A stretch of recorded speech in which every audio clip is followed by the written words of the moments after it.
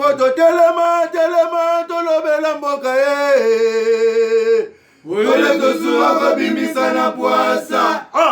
Ba député to votaki bazo salarien. Bazo salarien. Tokende na funa bazo salarien. Bazo salarien. Moto lega na mwamba bazo salarien. Bazo salarien. Tokende lukunga bazo salarien. Bazo salarien. Na baboko kula bibembe bazo salarien. Bazo salarien. Toto mwana changu bazo salarien. Bazo salarien. Bazo salarien. Bazo salarien. Alakola ni molili bazo salarien. Bazo salarien.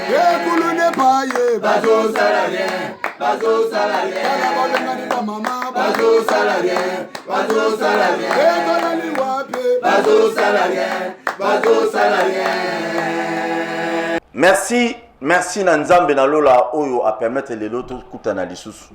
C'est grâce à Dieu qu'on a renouvelé souffle de vie na Katina Biso. Grâce à Nzambe Nde yo mutozola nangana ndako. Bato bazola nangana Brazzaville, bato bazola nangana Lubumbashi, bato bazola nangana na ba province ebele. Grâce ya Easy TV na canal 120, to pesibino merci. Nzambe Nalola azo sulu kumu parce que aux alliés en bonne santé.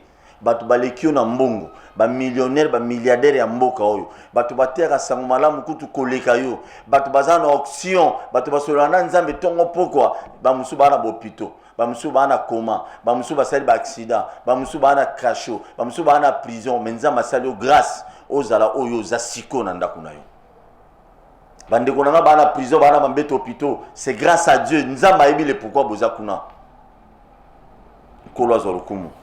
Nzamba alingi biso mingi, sans lui on ne peut rien faire. Parce que zana batumusu ba tout à tolo, nga ba nga ba na poto, ba mais yemo ko tatala la pongite.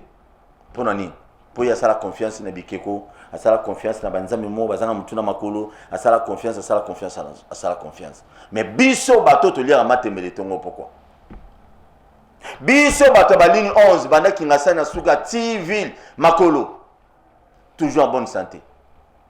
Mais il y a des gens qui ont des maladies, pas de koto, ils ont menacé, koto, non sinusite, koto, tout est crématique, koto, diarrhée, pas de koto, non, on a bien été. Mais mon tailleur a makolo banda qui n'a pas de ville à Belarati. Et ça grâce à Nzam. Et ça mon aîné Nzam na bo moya mutu. Et ça mon tumso, ça na bon et belé ana vie mon côté stable de ces petits même, très stable même au-delà de stable. Il y a stabilité, il y a vie à mouton. Mais, pour nous, on a la rati. Mais on a autour quoi, on a des noms à coin. Pour nous, on a dit, ronflo, baluki, lamuki. Mais nous, c'est ça, nyongwa, pour nous, sur l'amour bimi. Mais il y a un mot, à monimba. Et ça, mon ensemble. Émission à l'élo, ils allaient baser dans Mami Balé. Tous les bétails solo, il y a Stade de Marty. Stade de Marty, comité de gestion, Bachiwana, vraiment, ils ont boulu. Stade de Marty, comité de gestion Baché, Eza Bouloueki. Donc, ministre, il semblerait ministre à protéger Bango. Ne ba gérer ma bewana pour que mais Stade de Marty bon moni na sima to so apport ezo kende na kokufa d'ici là. Et ko koyate mais babilo ebele za kuna na kati yo kena ko lima moko moko. To tangila bino, to sana bino. Ba to ebele. Ba so banga to so tsolobi ya te Bin boy qu'on a un comité de gestion de la parti politique ni. Et ça comme les années. Président Yako. Vous savez que SMS nanda kwa butinde biso. Oh non. Ya iba na famille ya Kabila, ya iba na famille ya Boya muta mbongo bele tokoloba. Le bien de l'État et ça le bien de l'État. Bato babotola mapango bazo mapango à l'État comme ça ya bango boye baki non. Tota vous payerez cher. Bato besoin mapango à l'état comme ça moi bino. Elle yango ya. Zongi sera déjà. Sinon tu vas faire la prière. Dès que tu as prière dernièrement, il y a ba nyonso o bazali complice. Il y a ko minembo e comme pays pe banara na commune, tie comme pays. Minembo comme province, non ninge comme commune, on a commune comme province, province et commune. Tout est possible. Tout ça qui prière. Nzambe aboma ba nyonso, je dis bien Nzambe aboma batu nyonso o bazana complicité natani koma mutute so oza complice na makambo ya minembwe lelo to lobi kuna koma pays Nzambe asa charger na yo vraiment atiki wana mukilité Nous avons tout le monde parce que on a besoin de Congo à la Congo, yo y a une cupidité na ono kuna nandei. Keba les deux émissions minembo. Alors tu vas au lobaté. Balobi comité de gestion oyo batie na stade de martyr bazali ba membre ya parti politique ako. Bangone batu bazo gérer stade de martyr. Bazo gérer malam to bazo gérer mabe. Bozo ba révélation. Yami balé. Tu rebêtes à l'isolo à Palou, parce que Palou, tu dois comprendre. Attendez, la politique est dynamique, il faut bouiller, non. Déjà, elle est limitée. Nous devons mettre à l'isolo pour qu'il y ait un congrès sur les 30.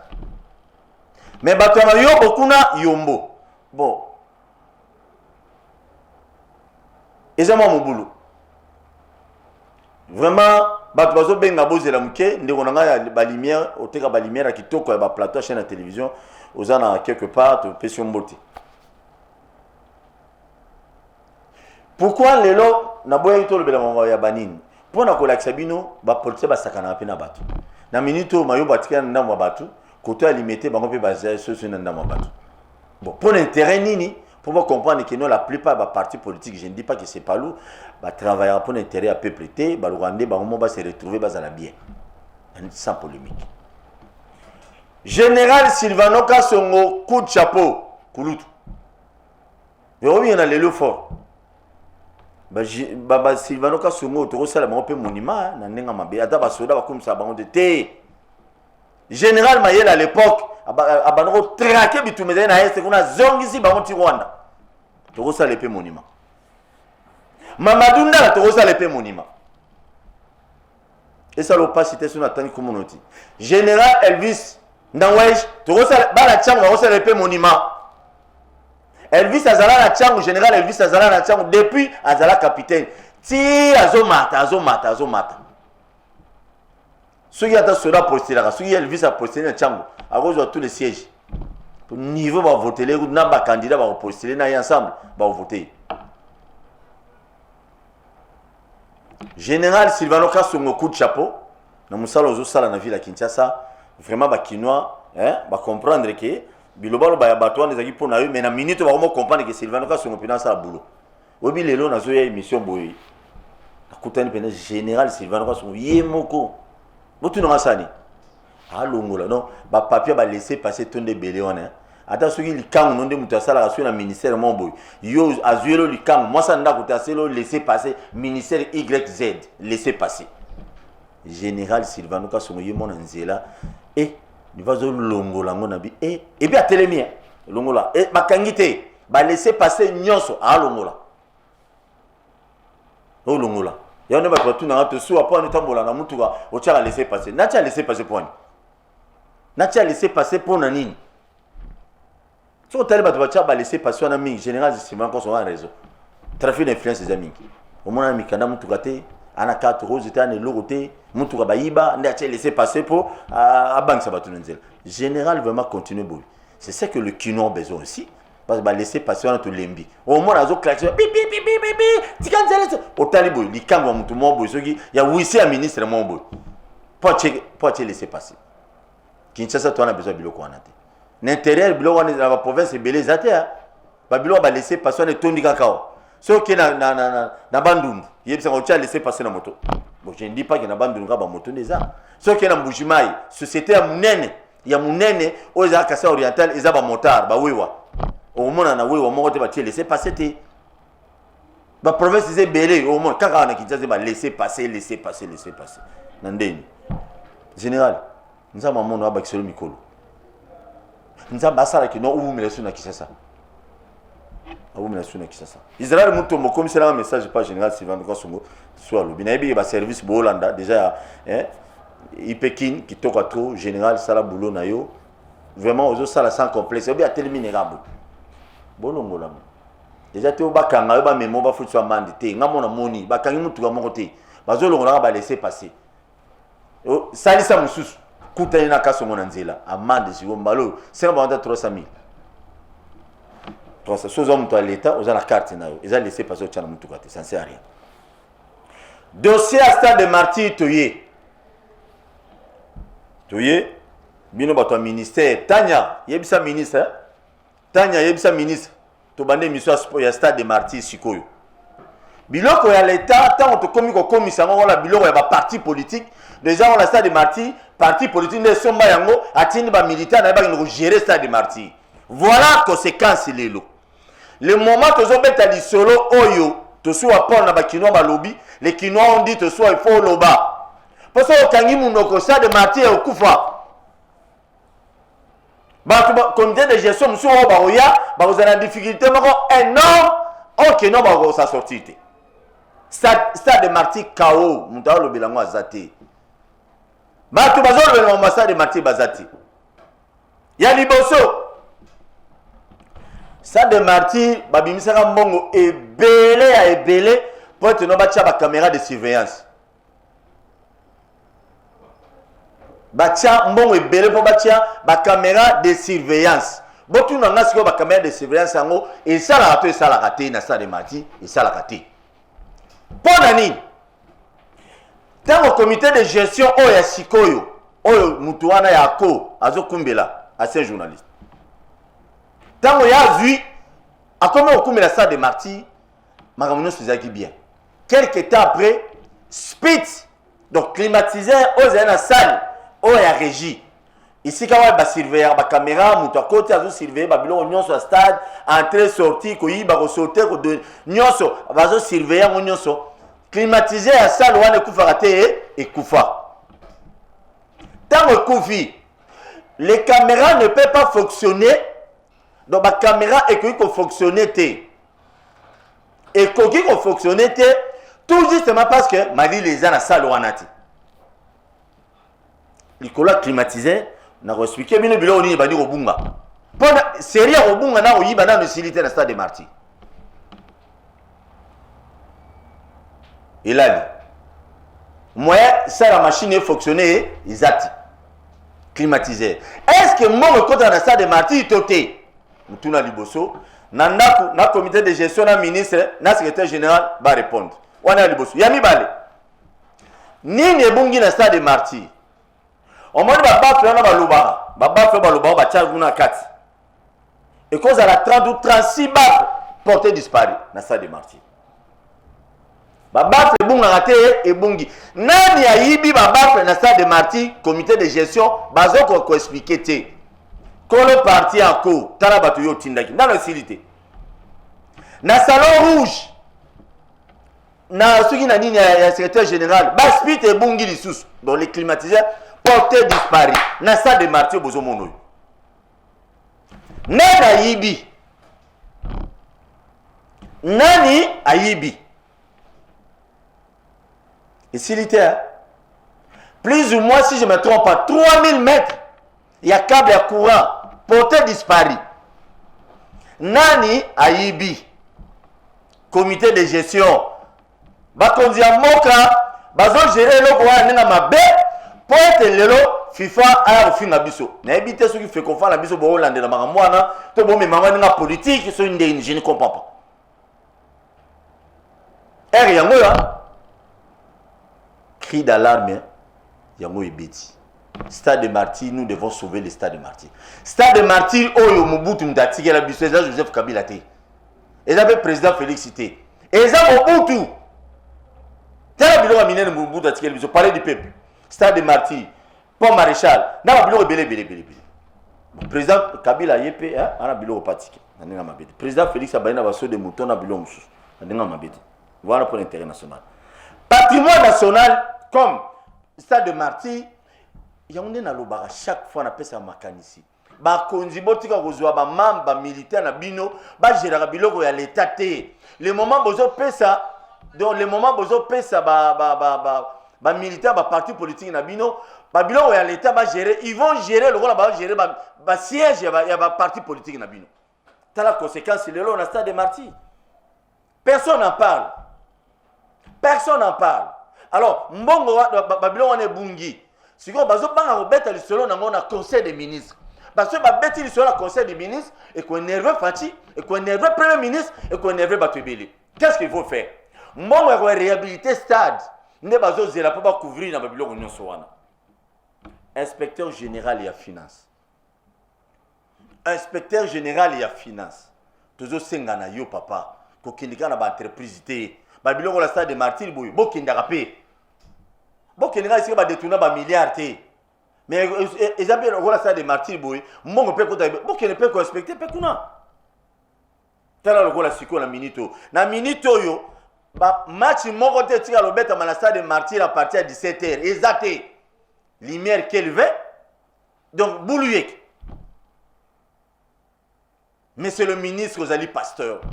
Atako batwa no zana bango parti moko. Yoko to zana kunuta parti on a te yoko ta na parti ka lobi lobi. Il faut sanctionner ces gens.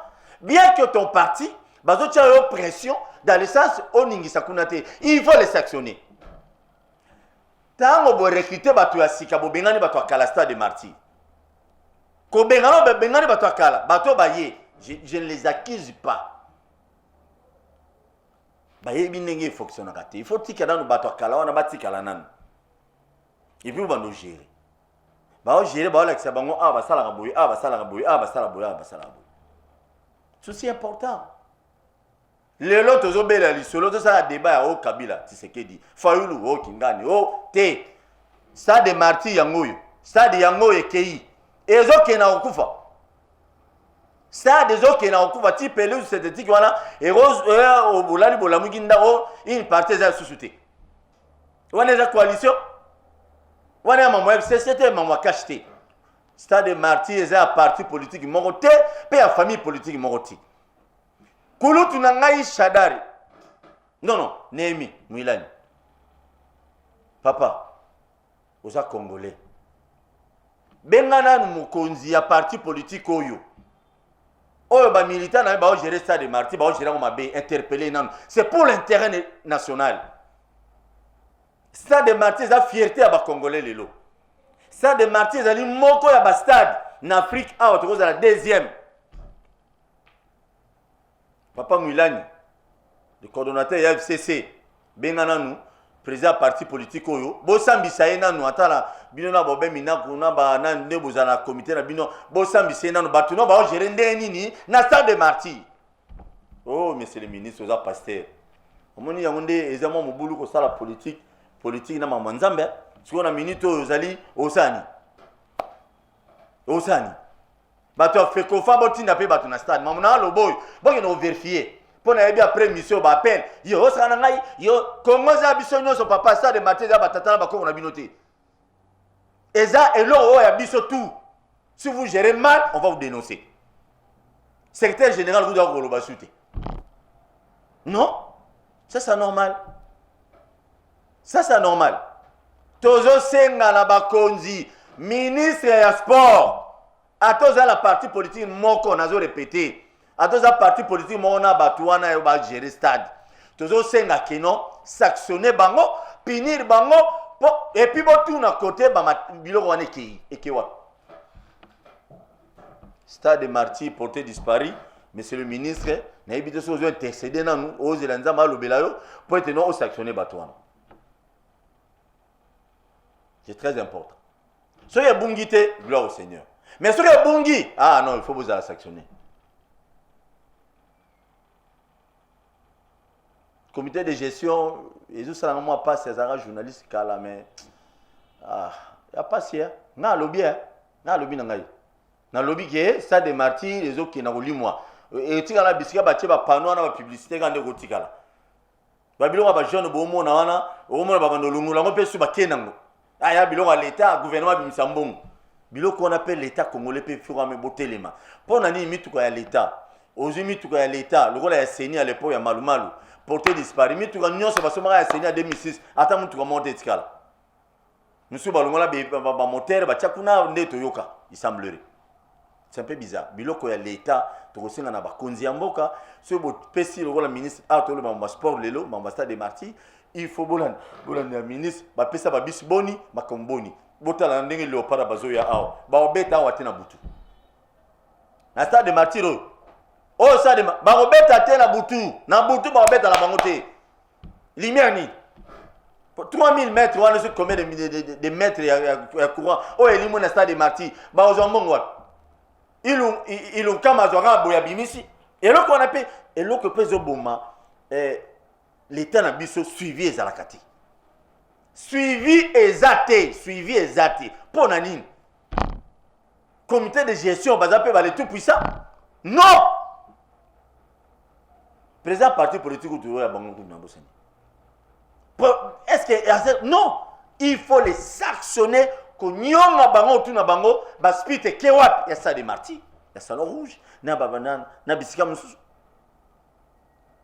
baba freke wapi et puis baba freke bokete na bana babaro na l'église bolteke on a comprendre bon courage hein biloko Mobutu son donc Stade Martyrs bijou Mobutu ataza mabe akufa mais tout le monde a Mobutu ne loko yo pe comité de gestion tant yo kolonga Stade Martyrs to kanso na nini na biloko ezobunga oyo na biloko nyonso ezobunga oyo amenza masa charger na yo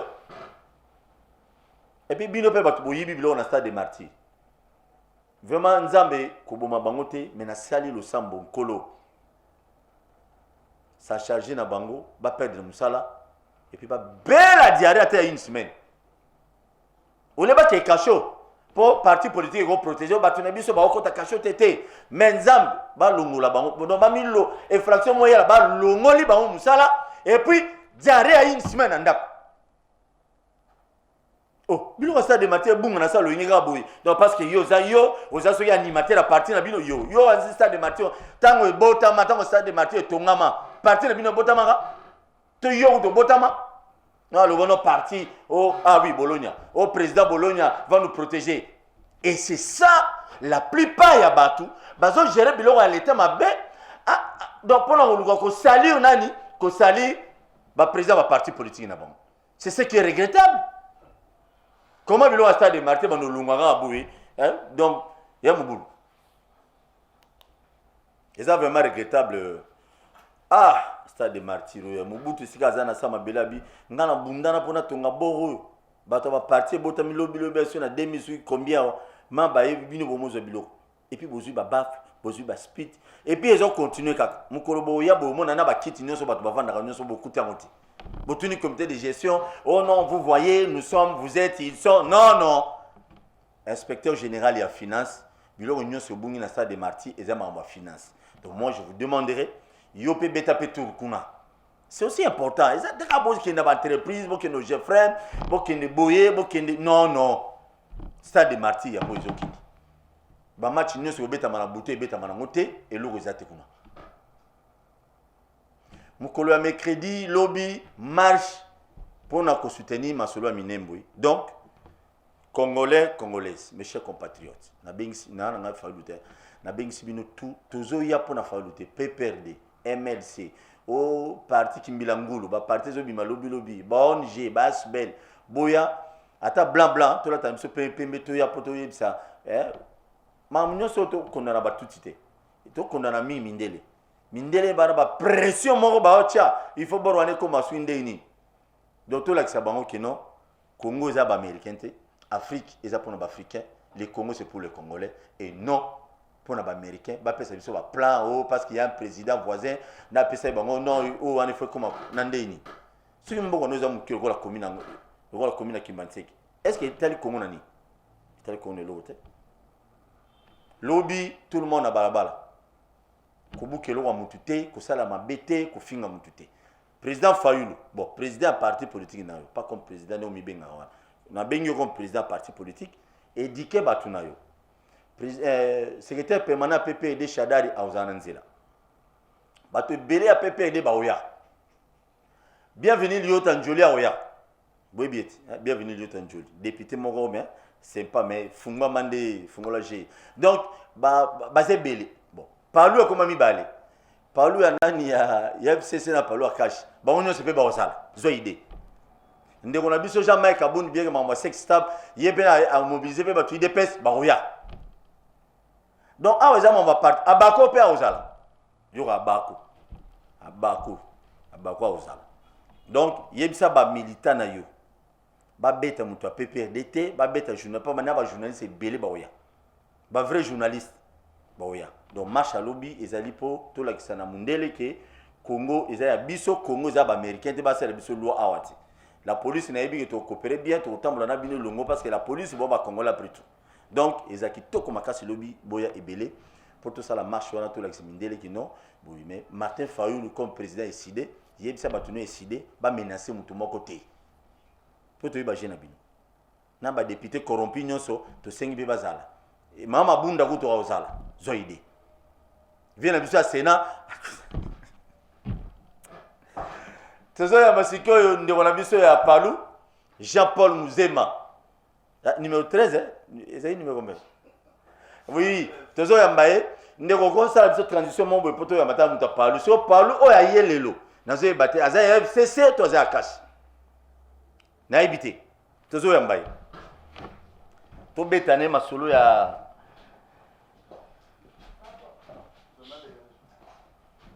to beta masolo ya Palu Obeta masolo Palu, c'est là que très bien. Tu as obeta masolo Palu sur côté bala no Palu Palu comme mi balende ni bana ba fanzi Palu. Tole. Merci ndeko boni. Madame de Paul. Vous allez fort pour comment ouais. Ah mais oui, n'a pas embouteillage et tout ce que vous savez. Ce n'était pas facile. Exactement pas si mal.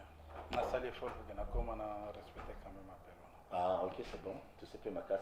Mais nini maman ndeni calme Kimeza. Kimeza. Très bien. Ndeko Muzema Jean-Paul Bomonyo babetaka la fois passée na des bonhommes et bon parler aux amis balé, bon yé balé pourquoi parler comme mi balé, zo sala na soni na kele donc parler comme mi balé papa kizenga tango ya kufa ki déranger ki ngai mingi tango na moni na kenati mukolo ba memai ko tina buma na koma kuna comme Tosuwa Paul, nous sommes arrivés là-bas, mais malheureusement, via Kundama, comme chef coutumier, nous avons via Kotan et Bouloute. Moi, on a eu Atikali Okumbela Palu, Nenga Isala na Congo. Mais heureusement, Joseph Kabila, président, il y a PPRD, mais moi, on a eu Moroté, Azao, à vous remplacer, il y a Kabila Rangwana. Il y a Kabila, particularité Joseph Kabila. Moi, on avait ma coach, on a fait son botte depuis qu'il n'a qu'à na mer. Non, mais dans la goma, on a fait son botte mamoli. Alors, le gars Atikali n'a parti. N'a pas été moi le selon on a bien, hier à continuer. Le gars Atikali, tant le gars Atikali, théâtre de chez nous est bandit comme d'habitude. Pouf, le gars a raté. Bon, dans le moment Covid, les gens sont dans Koufi, personnellement, on a Koufi comme Covid. N'a évité soit Koufa la Covid, soit Koufa la maladie, mais paix à son âme. Tant que Koufi, boulou et Banara n'a pas douté et bandi. Bateau to banel komona. Pembeni ya patriarche Kizenga ezalaki Mayobo na Muzitu bon Muzitu utayi tango akala et c'est l'autre nazo ya na opeso maloba soit calme alors Muzitu na Muzitu pe de vivant ya vie tout le monde ya miyebela déjà que no ko yinda so via Kofi et yinda Muzitu akima déjà asala wingi na mais ça sans impact par après Mayobo atikali fidèle de fidèle basé belé bon ba to yi l'histoire tant moi batikali et ba noko ba lubitin via kei comme mouton na ba vantage ba c'est que bela vie il faut te finir bouton tout le monde qui dernièrement Jeannette Kabila qui n'est ko Jeannette yo moi réconciliation mais simbate koto opé o bazana de bonhomme mayobo na batunaye vice premier ministre intérieur tranchaka à l'époque pour na faveur na bango parce que ba onde bana ba document ba belé te là na ozozonga na peso malo non mais je informé déjà ba tuma te ça l'autre on a information na yo bongisa. Tout le monde dernièrement a limité, Palu est limité, bah tout plein, l'objet avant-hier, bah d'ailleurs on va belé, communication on va communiquer mais Palu peut faut ça va tout bon temps va communiquer les binos, c'est très important. En fait, Ndeko Jean-Paul Boni. Madame de Paul Boni. Non, ça va très bien. Qui m'est allé? Qui m'est ça? Enfin. Palu viva. Non, puis ça va Palu viva. Bon, Palu Kabani, bon, expliquez ce qu'on va tout rapidement. Puis bah les solo à Palu, problème est à niveau nini. Ceux qui ont des bonhommes qui ont agressé, ou côtoyé, donc. Non. C'est quoi le problème? C'est-à-dire, Moutazana, elle moussoussou, ezate, bah, Palu les amis balité. Palu les akaka mwaka. Sauf que, bon, ezana, bah, ninga moussoussou yo,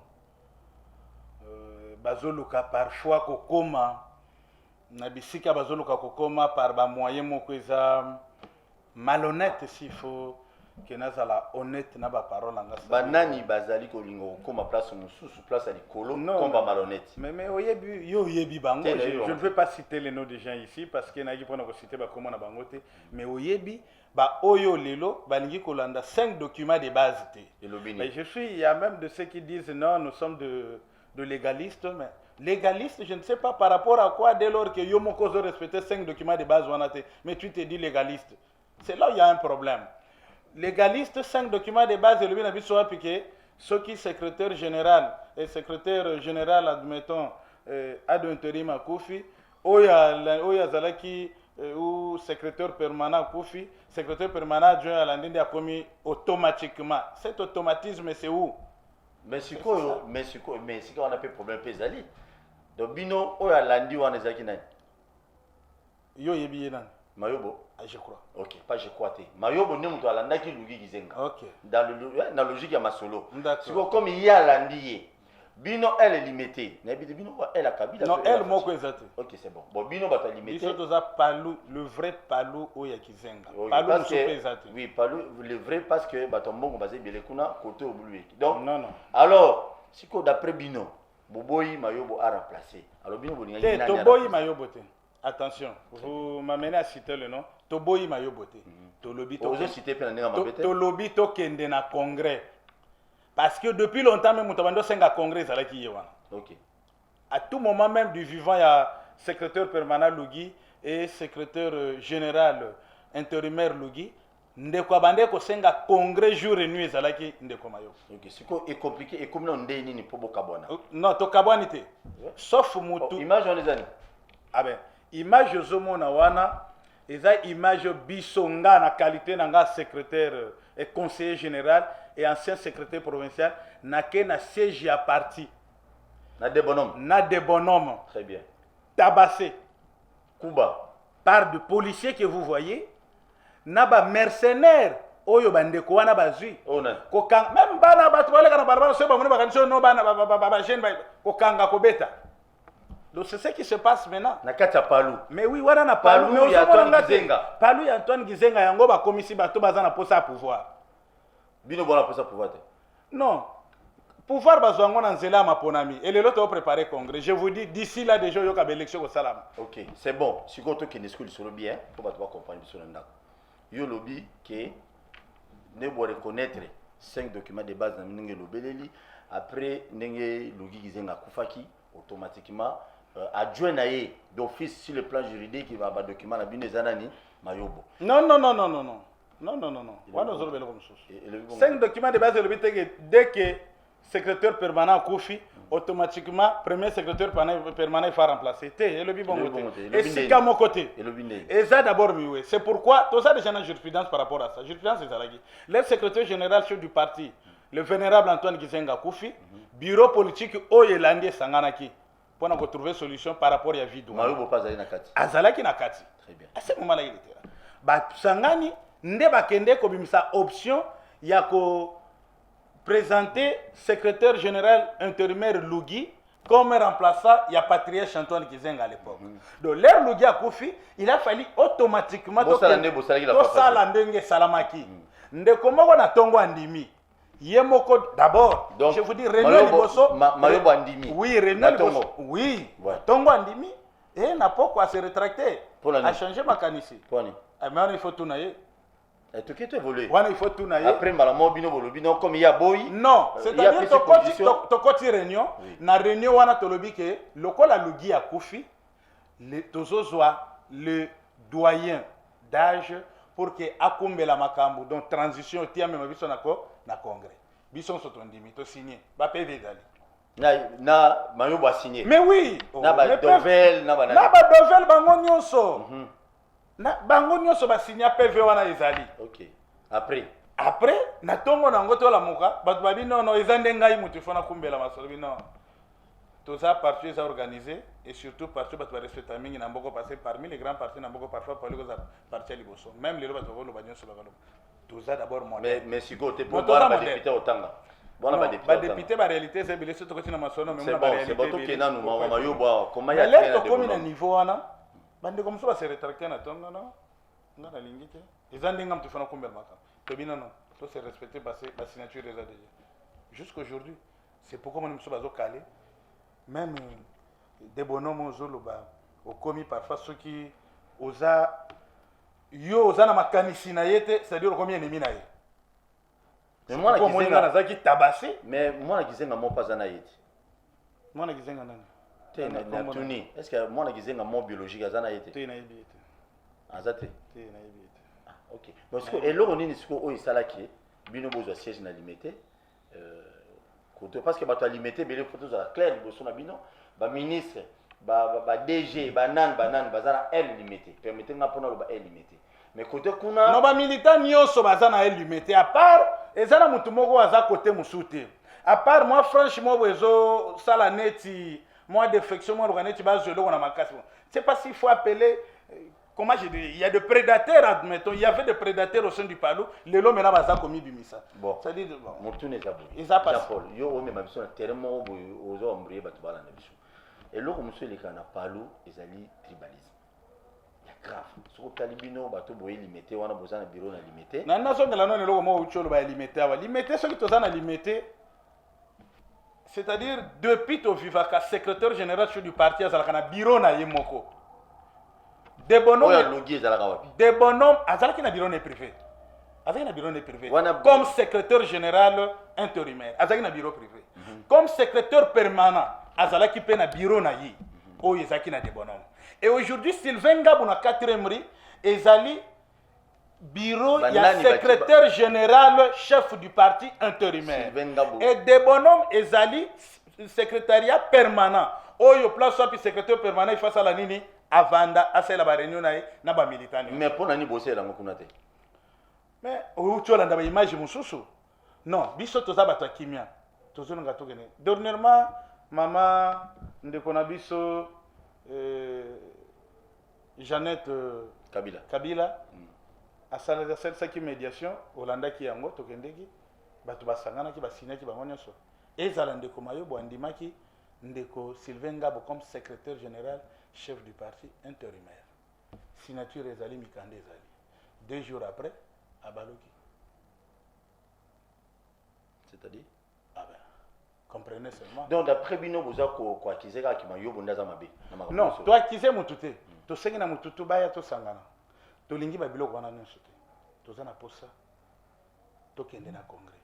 Oya moni yefa komba palo.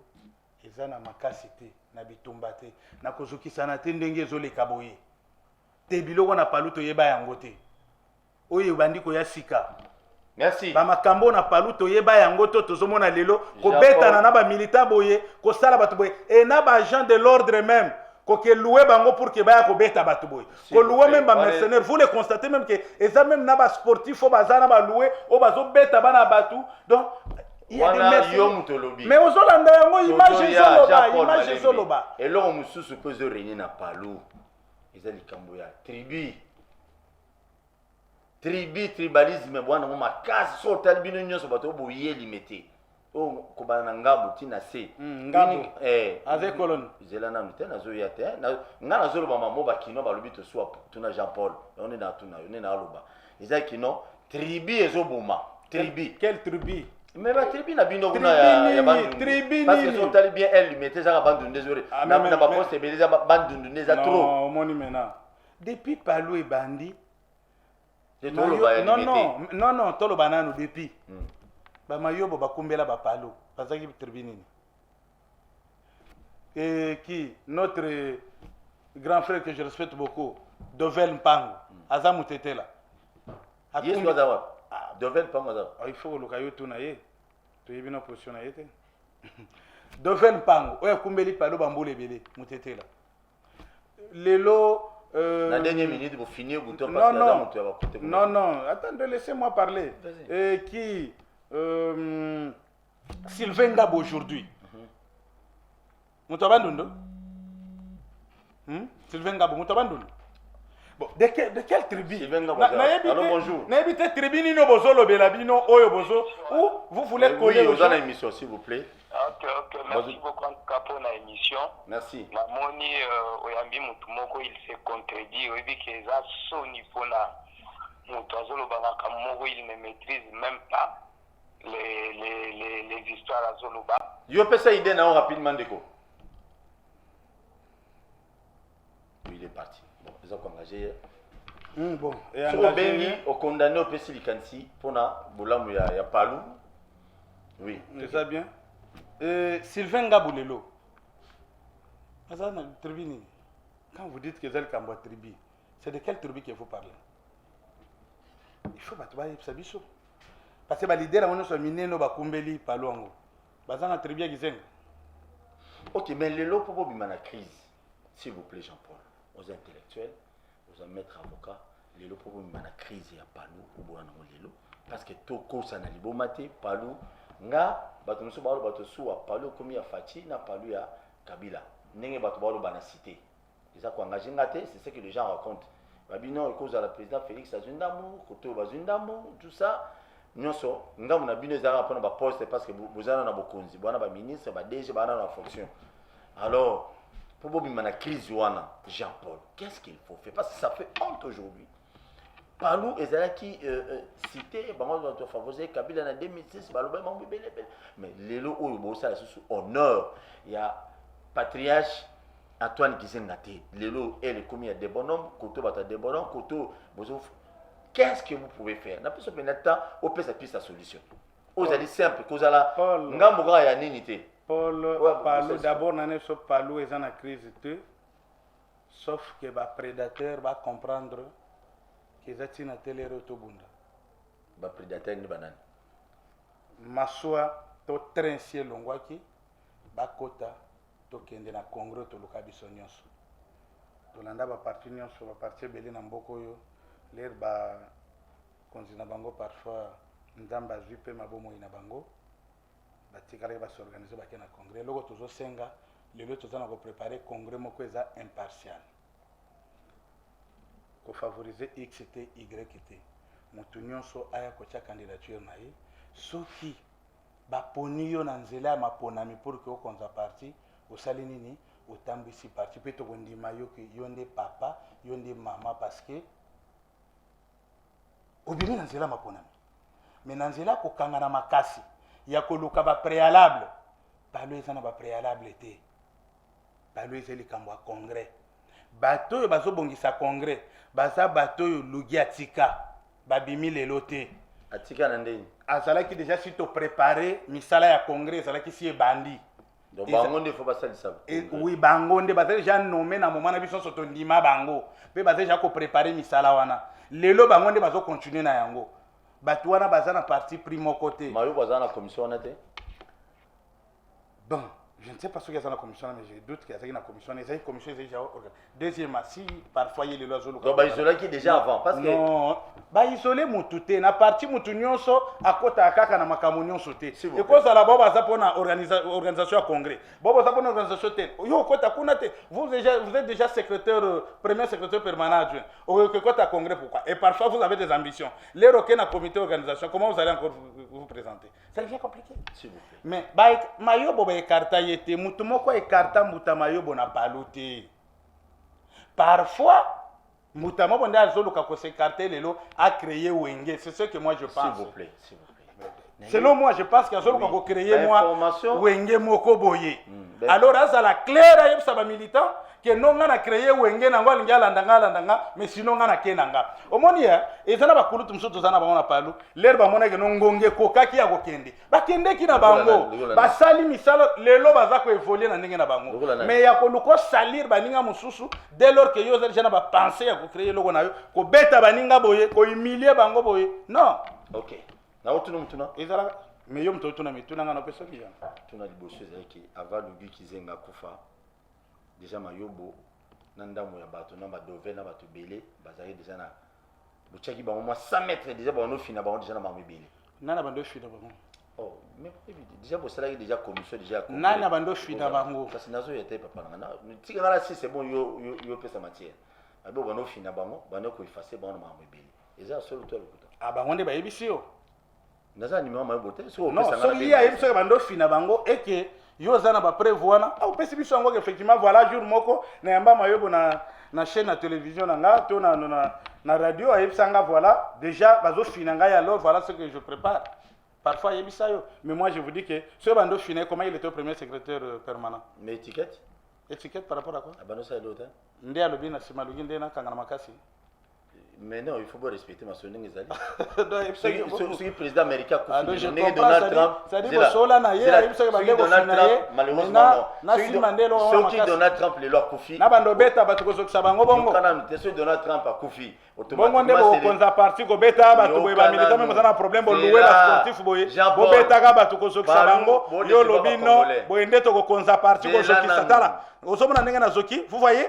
Tala lisu na ngena même to boka. Là na no papa to ki. Yo lobby no na otambi sa parti boye. C'est eux qui na suka émission. Boye ndé ya ba militaire vanya na ba tambi si bango na ko beta boye. Louer batu tu vois tous ces sportifs. Ça sont des mercenaires. Vous voyez tous ces gens ici sont des mercenaires. Oh bazo beta batu na ba policier ba gendarme kanga ba militaire ko beta bango. Merci. Sont des militaires.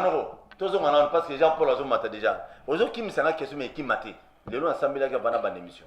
Na biboyi. Ceux qui Donald Trump les lots n'enga belaki Covid wana pour faire 4 mois automatiquement dans zo bokonzi. S'il vous plaît, question ka réponse kaka peut monter évoluer. OK. N'enga belaki Covid wana ma 4 mois ta. Wana nazo répondre yo à ma qualité d'avocat. Soki mobeko li kondi na bango. Et si lobela yango, et si organisa yango, que soki lelo azate mutu tel mutu akoleka, yende mutu akozwa ngwende. Soki lobela yango te, bakotala na ba jurisprudence na bango. Soki si salama, to sala lolenge nini poto bima na crise wana, pe ba saleli yango. Soki ezala te, jurisprudence ezala nanu te, mobeko pe lobela yango te, nde bavanda autour d'une table. Ndenge batu bavanda kabiso to vanda kana palo autour d'une table to lobeli to pesa doyen d'âge akumbela biso 2 jours après le to pesa doyen d'âge par rapport à mibeko na biso mutu moko abimi na tongo lobi non aboy vous voyez les gens qui refusent même qui ne sont même pas en mesure de respecter leur signature. Qu'est-ce que vous voulez? Ozo constater ndenge bazo beta batu comme si on était des kuluna. Vous voyez de telles choses. Doyen d'âge qui sont kuluna c'est doyen d'âge zoloba wana ezalaki groupe na bino nde bongino pona doyen d'âge. Non. Est-ce que vous sollicitez qui est? Likanisa nguto utake pa na yemoko. Et pas mayobo. Et pas na yemoko. Bilo lobana za so. On mélange sur solo. Il y a des milliers de Congolais. Mais je te dis la vérité quand c'est utake pa na yemoko. Oh. OK. Merci. Oza yo ba loba. Ndeko ngana beta maka. Batu ba loba na banyo so ba linga loba me. Ngana beta maka nazoka na siège à partir naza secrétaire naza conseiller général. Je suis au cadre du parti. Naza na droit ko koma na siège à partir réunion so na lingi na koti na vandi nanga. Et bon sur congrès on est salimi. Des bonhommes bureau zongi mamunyo sur activité zongi. Et to même les lots. Et là, on se parce qu'apparemment, c'est comme si de l'autre côté, il y a des Koulouna, il y a des mercenaires qui sont là, juste ceux qui sont là, beta bino. Même les militaires, bino mogo mona. Les militaires, il y a pas le bon mona, bilo que sont les gars, pour boyer ba comportement, il y a bateau, il y a parfois lobby au Kolanda. Tala bateau Kolanda lobby. Voilà, oyo bateau bazana ko sala de bateau loué. Campagne wana za mabe. Non, les campagnes zo sala qui non, ba boya ba mususu wana za bien te. Mais et l'autre aussi. Ça campagne te lobe logo image zo loba. Image non. Ndenge pe ba menasa ka to ebi na contexte inité. C'est ça c'est le problème. Il faut nous être quand même clair là-dessus. Merci beaucoup vous avez que Bela Orlando Biso, liloba ya bokabwani, liloba ya bomoko ya palu parce que ça fait honte aujourd'hui. Et Zalara Kolo parti à Kofi, Philippe Fouta Koufa parti ne sur Funa sur Panou côté Kenda côté d'Espagne. De ce cas Kolo parti à Kofi. Eli Mouakaka. Palu ezoli mo malé. Palu ko limwa te. Palu e ko limwa te parce que Palu vanda likola makila bako. Muta ko ko limwa isango ye mo ne muta ko limwa. Palu ko limwa te. Palu ko tikala muta ko nganda limwa sa Palu yene muta ko limwa. Mais Palu ko tikala limwa te. Parce que vandi likola makila ba ministre ne so Palu ba wimba chômeur. Non ça ne passe pas Palu ko continuer to vandi mbula boni na kati opposition. Yo yebi mbula boni Palu vandi. Merci beaucoup. Toquez-moi le loba. Il y a paix et monsieur Siri. Merci beaucoup. Bana Palu, Bana Congo Mobimba. Koko Sate. Pesa message mort hypocrisie. Bomoni ba image mais si to limbisa. Quel que soit o yesala mabiso si to limbisa to bosana. Lelo total si ba image pendant ça batuke.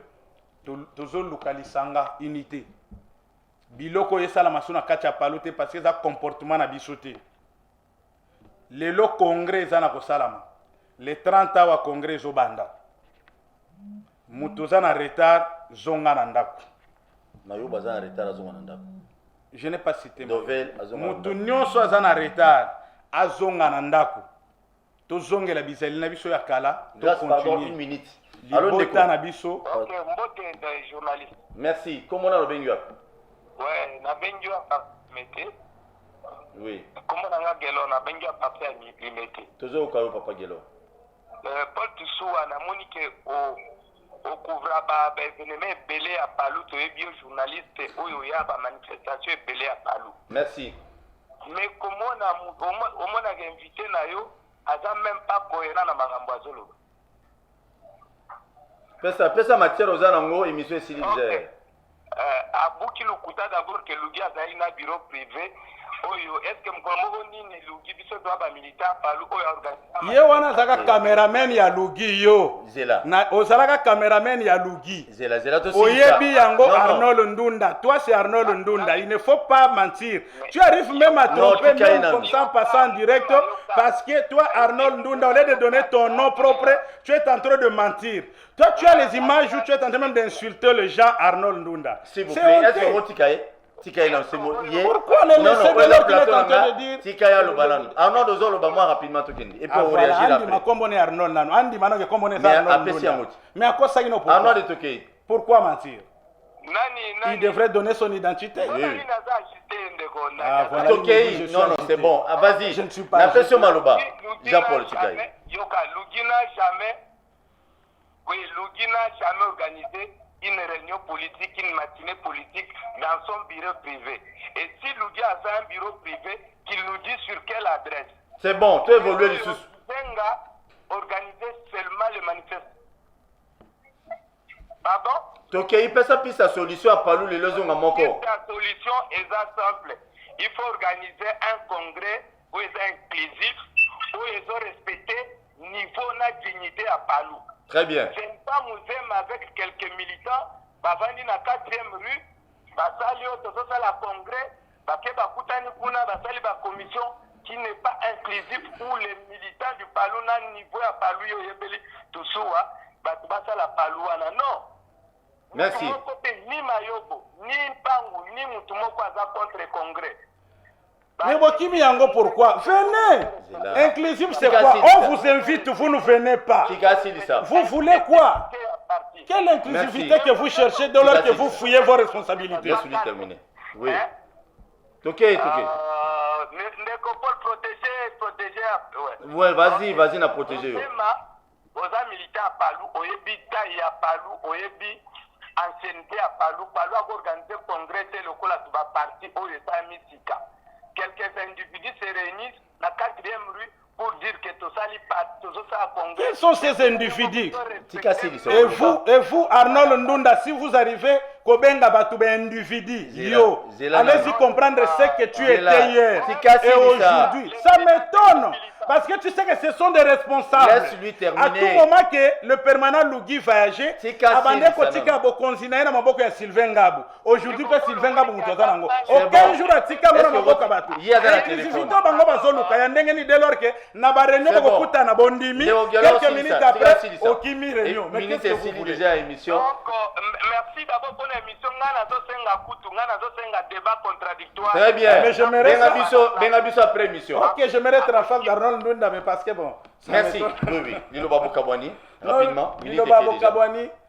Inclusivité ezali déjà au sein ya congrès toza ko organisé parce que tozo benga est-ce que ça moto est-ce que noko yate? Très bien. Ba invitation les rezala lancer balance invitation pour na mutu nyonso. OK. Quand on dit bureau politique ezo sangana, bureau politique c'est-à-dire batu nyon ba membre de ce bureau politique, il faut bazala ce qui constitue organe wana. Il faut bazala. Yo ba bengi yo oyete sur 12, admettons 8 ba sangani ba sali réunion. Réunion wana et que ba décision. Ba décision na exécutoire te.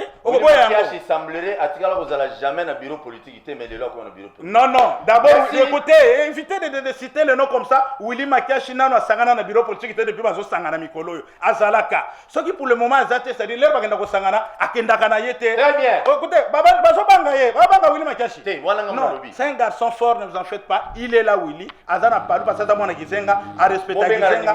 Les lois continuent kaka pour respecter mémoire kizenga azalaka na merci. Merci beaucoup. Nous répondons à l'invitation à Bisso Naebi.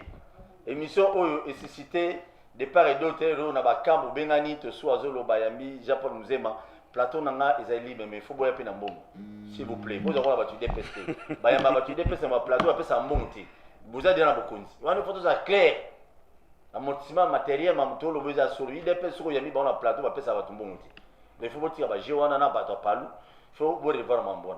Merci beaucoup, vous avez belé, merci grâce à la régie. Merci d'Andekouya Palou, limité. Non, non, pas Palou limité, Palou à Gizenga.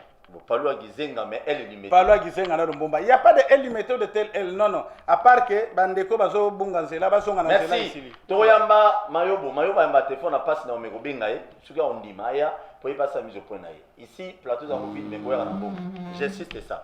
Merci beaucoup. Tout à l'heure, à 10h, téléphone ouvert. Bobé, on va passer à si je suis dans ma camion sur contribution pour te Congo qui est le lobby à 10h. Merci beaucoup. Na Congo to telema to lobela mboka